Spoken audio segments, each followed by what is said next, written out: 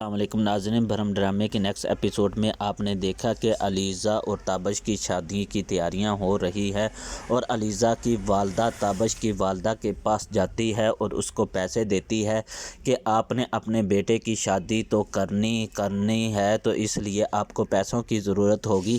یہ لے پیسے، آپ اپنے بیٹے کی شادی کی شاپنگ کر لیں، کیونکہ یہ شاپنگ سسرال والوں کی طرف سے ہوتی ہے۔ تو اس کی والدہ وہ پیسے لیتے ہوئے کہتی ہے کہ آپ کا تھینک یو، لیکن اس کے ساتھ ہی وہ طنز کے تیر بھی چلا دیتی ہے کہ آپ کا اپنے پیسے سے کیا اتنی بڑی شادی کی شاپنگ کریں گے، اس لیے ہم نے یہی سمجھا کہ ہم ہی آپ کو اپنے پیسے دے دیتے ہیں۔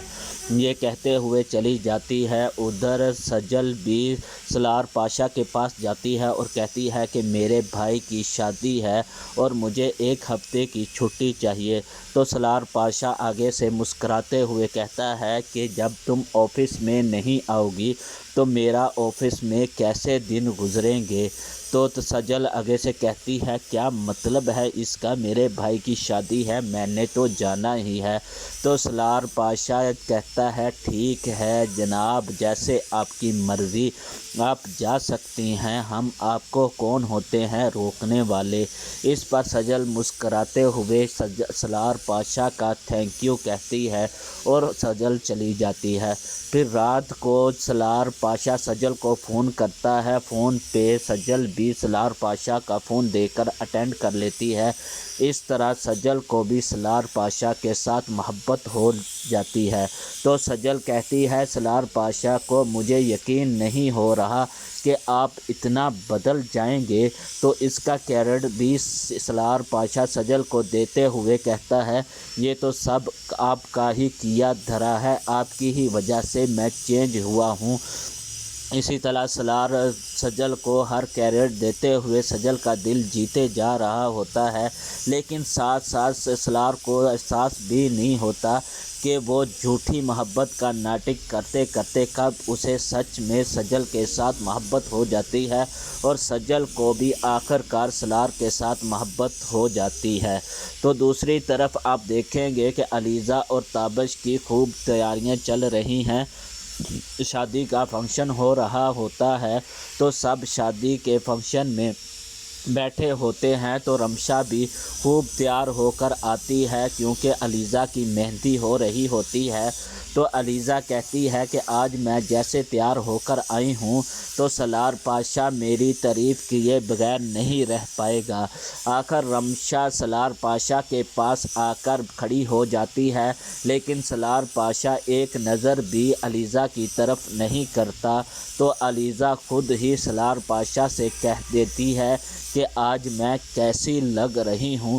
سالار پاشا کوئی بات کرتا اس سے پہلے ہی وہ نظر اٹھا کر سامنے دیکھتا ہے تو سامنے سے سجل آ رہی ہوتی ہے جو پہلے سے بھی زیادہ خوبصورت لگ رہی ہوتی ہے۔ تو سالار پاشا سجل کو دیکھتا ہی رہ جاتا ہے۔ رمشا دیکھتی ہے کہ سالار نے مجھے کوئی جواب نہیں دیا تو اس کی نظروں کا تعاقب کرتی ہے تو اس کی نظروں کے تیر سیدھے سجل کی طرف جا رہے ہوتے ہیں۔ تو رمشا جب یہ دیکھتی ہے تو وہ جل سڑک کر خاک ہو جاتی ہے اور کہتی ہے کہ اچھا، تو میں شروع سے ہی یہ سمجھ رہی تھی کہ سجل بہت شریف ہے، لیکن یہ تو کہاں کی پہنچی ہوئی ہے۔ تو رمشا سب کچھ سمجھ جاتی ہے کہ ان دونوں کا آپس میں لو چل رہا ہے۔ تو رمشا بہت غصے سے وہاں سے چلی جاتی ہے، جبکہ سالار پاشا سجل کے پاس آتا ہے اور اس کی تعریف کرتا ہے کہ آج تم اس سوٹ میں بہت ہی زیادہ خوبصورت لگ رہی ہو۔ سجل اس کو دل میں ہی کہتی ہے کہ لگ تو تم بھی بہت خوبصورت رہے ہو، لیکن میں آپ کی منہ پہ تعریف نہیں کر سکتی۔ وہ چپ کر کے وہاں سے گزر جاتی ہے۔ ادھر تابش اور علیزہ کو سٹیج پہ لایا جاتا ہے مہندی کے لیے۔ تو تیمور پاشا انجمن کو کہتا ہے کہ یہ کل کی گڑیا کتنی چھوٹی تھی، نازوں سے ہم نے اس کو پالا اور ہمارے ہاتھوں پہ کھیلتی تھی، آج اتنی بڑی ہو گئی ہے کہ آج ہم اس کی شادی کر رہے ہیں اور یہ ہمارے گھر سے رخصت ہو کر دوسرے گھر میں چلی جائے گی۔ انجمن جو ہے اس کو اپنی بیٹی کی شادی میں خوش ہونے کی بجائے یہی دکھ کھائے جا رہا ہے کہ آخر اس کی شادی تابش کے ساتھ کیوں ہو رہی ہے۔ کسی نہ کسی طرح سے وہ اس کی شادی ٹوٹ ہی جائے۔ وہ کسی صورت میں بھی علیزہ کی شادی کے ساتھ تابش کے ساتھ شادی کرانا نہیں چاہتی۔ تو انجمن خاموش ہی ہو جاتی ہے۔ سب شادی میں بہت خوش ہوتے ہیں، لیکن جیسے ہی مہندی کی رسم ختم ہوتی ہے، سب اپنے اپنے گھروں میں چلے جاتے ہیں، تو سجل بھی اپنے گھر میں چلی جاتی ہے۔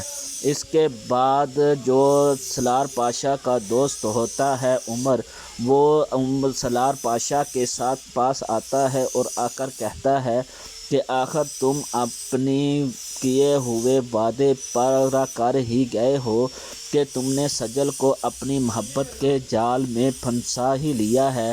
جو چیلنج تم نے کیا تھا وہ جیت ہی گئے ہو۔ اتفاق سے یہ ساری باتیں سجل سن لے گی کہ اچھا، جو سالار پاشا مجھ سے محبت کا دعویٰ کر رہا تھا، یہ سب ایک چیلنج تھا جو اس نے جیت لیا۔ تو سجل اور سالار پاشا کی یہاں پہ تو میں ہو جائے گی اور یہ سب کچھ محبت ختم ہو جائے گی۔ اور ادھر دوسری طرف رمشا نے جس نے یہ دیکھ لیا تھا کہ سالار پاشا سجل پہ آنکھوں کے تیر برسا رہا ہے، تو وہ فوراً رابعہ کو فون کرتی ہے، اپنی امی کو، کہ اگر تم چاہتی ہو کہ سجل کے ساتھ میں کچھ برا نہ کروں تو آپ جیسے تیسے بھی کر کے میرے پاپا سے بات کریں کہ وہ میری شادی سالار پاشا سے کرا دیں۔ اگر وہ میری شادی سالار پاشا سے کروا دیں گے، اس کے بعد اگر آپ اس کو حقیقت بتا بھی دیں گی کہ سجل آپ کی سکی بیٹی ہے، میں نہیں، تو مجھے اس گھر سے کوئی بھی نہیں نکال سکے گا۔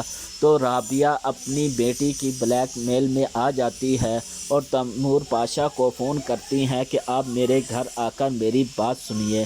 تو تیمور پاشا گھر آتا ہے تو رابعہ اس سے کہتی ہے کہ میں اپنی بیٹی کا رشتہ سالار پاشا کے ساتھ کرنا چاہتی ہوں، کیا آپ کو یہ رشتہ منظور ہے؟ تو تیمور پاشا کہتا ہے کہ میں سالار سے بات کروں گا، اس کے بعد ہی میں کچھ آپ کو بتاؤں گا۔ لیکن جیسے ہی سجل اور سالار پاشا کا نفرت کا پیغام آئے گا، ان دونوں کی ساری باتیں سن کر سجل سالار پاشا سے دور ہو جائے گی۔ اس کا فائدہ رمشا اٹھائے گی۔